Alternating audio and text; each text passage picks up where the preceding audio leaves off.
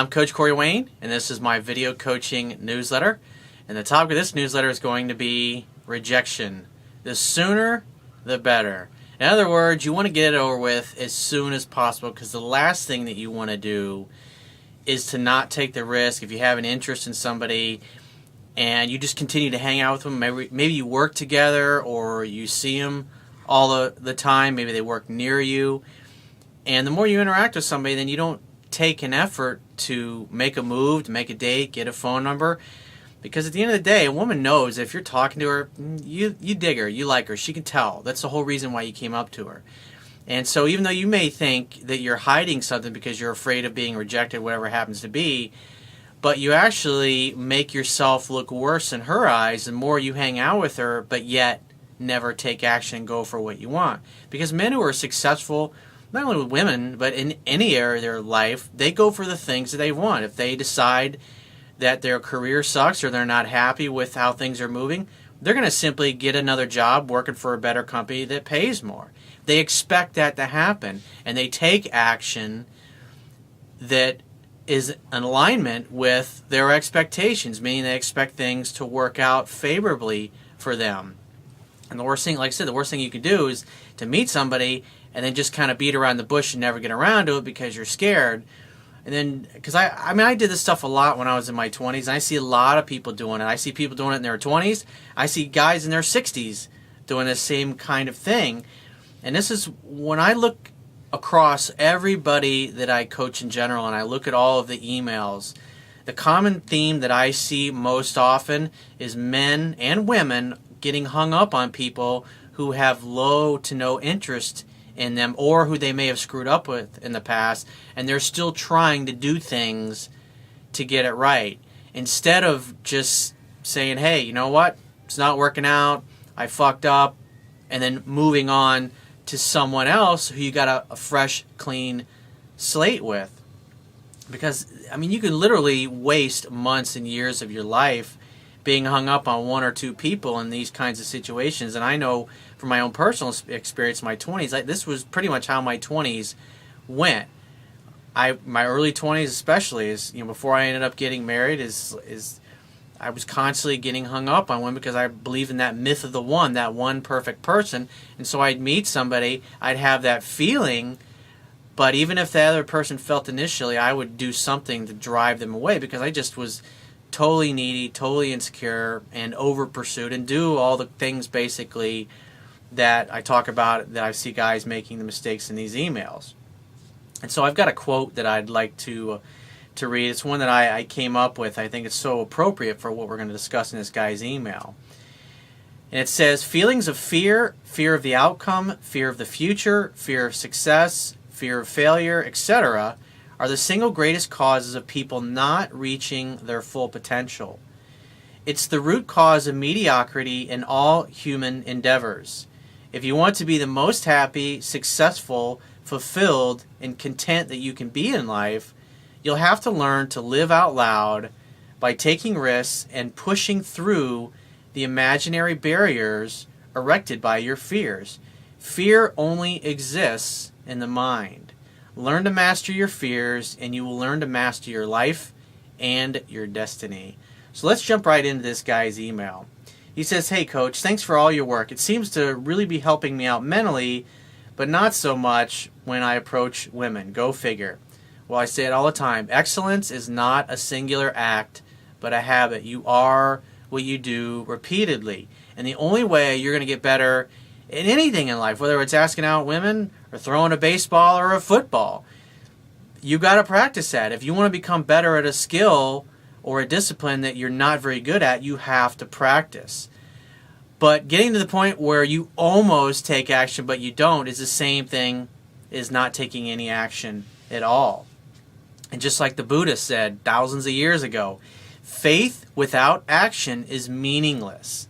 And I'd say it's a large part of what this particular viewer is doing here. He says, I have a lot of work to do. Anyway, I just wanted to ask for your thoughts on a scenario where I've blown my opportunity, at least I think, as of today, when I got rejected. I work indirectly with this girl who sits really close to my cubicle at work. Initially when I started, I caught her checking me out a few times and even smiled as I walked by and greeted me first with a big hey. Hey, what's up? How was your weekend? Or, what are you doing this weekend? Oh, you don't have anything planned? Well, shit. Well, why don't we meet up for a drink sometime? When are you free? That's all you have to do. It's really that simple. But this guy's going through all these mental gyrations and all these what-if scenarios, and the days and the weeks are just fucking zipping by in his life. And a 20 or 10-second statement, like I just said, I mean, can solve all of that and allow you either make a date or get peace that you tried and get rejected and move on. Because it doesn't serve you to continue to stay hung up on somebody when it's going nowhere. He says she even rides the same bus route as me every morning and lives in the same suburb. What a ton of coincidences, right? Well, I have learned in my experience there is no such thing as a coincidence. Like attracts like. And obviously, for whatever reason, it sounds like you do it for this girl. Or I said you did it for this girl, at least initially when she met you.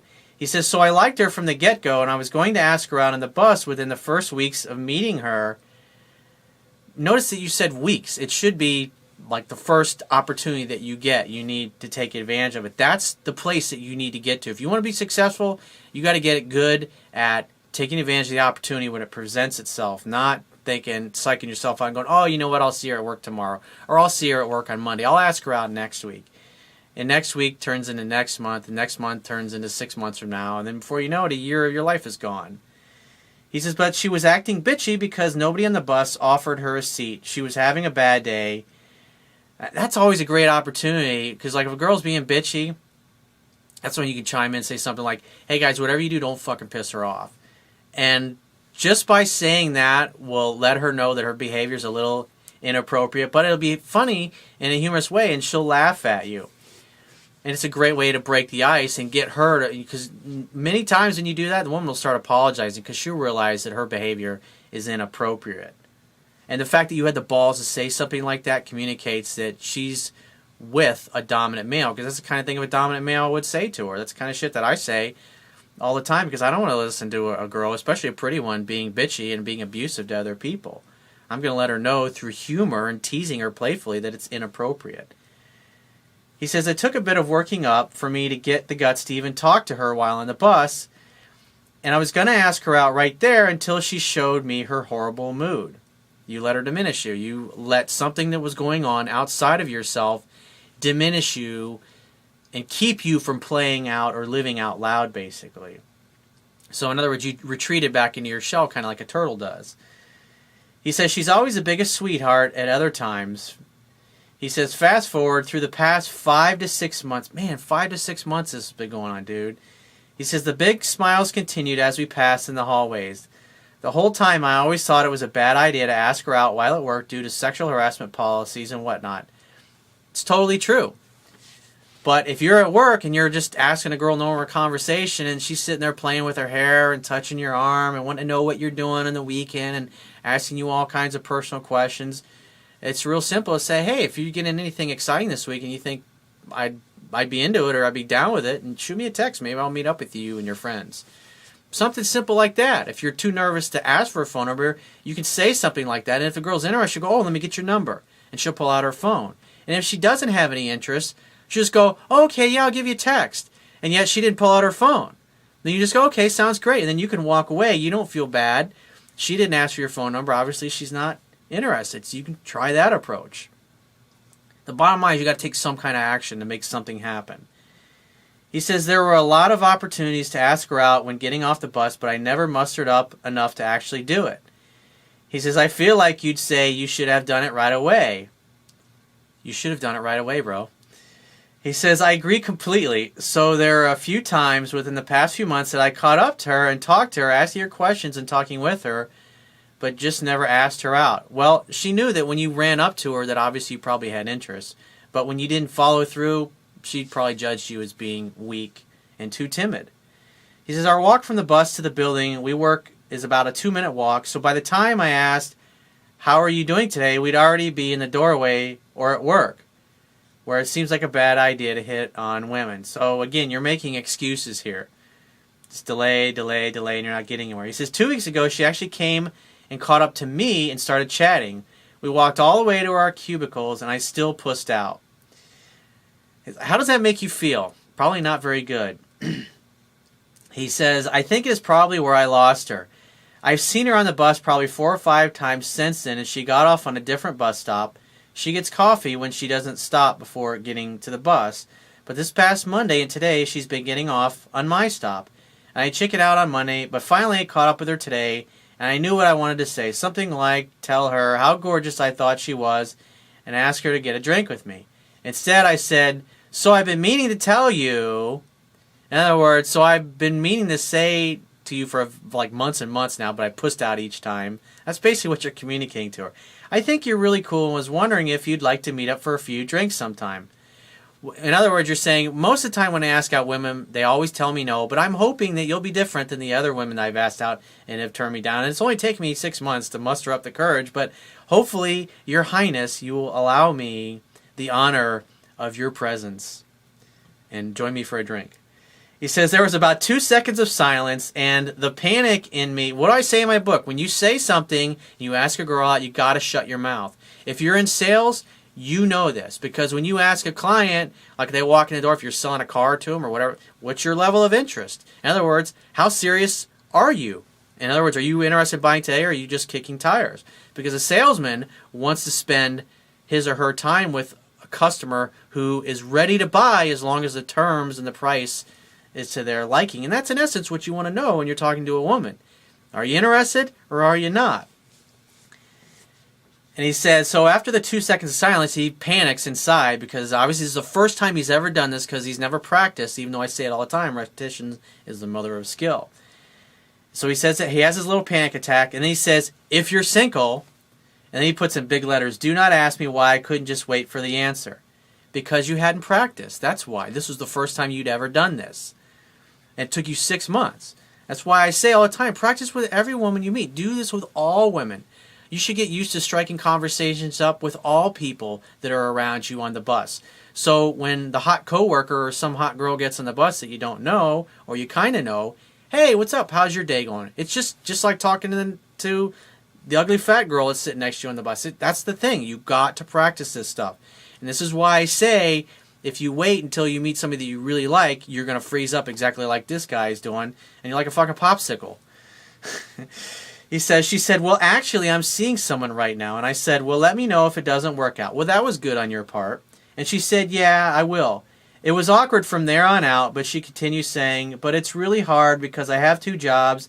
I asked her what she does, and she said she's a dance instructor 5 nights a week on top of the job that she has where I work. It almost sounded like she was saying there might be a chance someday. He says, dude, she was totally into me. I could tell from all the times we made eye contact and the fact that she chased me down just a few short weeks ago. Well, if she was so into you, she has a boyfriend, dude. Think about that. You're bullshitting yourself, and you're looking for reasons to justify continuing your pursuing behavior. He says, I don't know why, but I asked her how long she'd been dating this dude, and she took a few seconds to calculate, and she said February. Yeah, February. It sounded like she might have been lying. Ding, ding. He says, anyway, I think I blew it by not asking her out a lot sooner and not asking her out when she chased me down. How many videos have you watched me say that? He says, I feel like an idiot because I finally had the balls to do it today, but showed too much pussiness beforehand, I think. But at least you did it. You got it out of the way, she didn't bite your head off, and you realized it's not really a big deal. He says, should I just let it go and see if she chases me down again? Yeah, she's got a boyfriend, so move on and meet other women. And unless she brings up that she broke up with her boyfriend, or she starts asking what you're doing this week, or she starts playing with her hair when she's next to you, just say, hey, what are you doing this weekend? You want to meet up for a drink? It's as simple as that. If she initiates conversation with you, it's easy to roll into it and do that. He says, it's really awkward since we ride the same bus and work in aisles right next to each other, and I don't want to stare at her on the bus, but I don't want her to think I'm weak for not acknowledging her. I forgot to mention, this is what happens on the bus every time I see her. We never make great eye contact, and we've said hi a few times. It's really awkward. I'd say, dude, you've blown it. It's time to move on. So go to my website right now, click the products tab, and book a paid phone coaching session to get my help.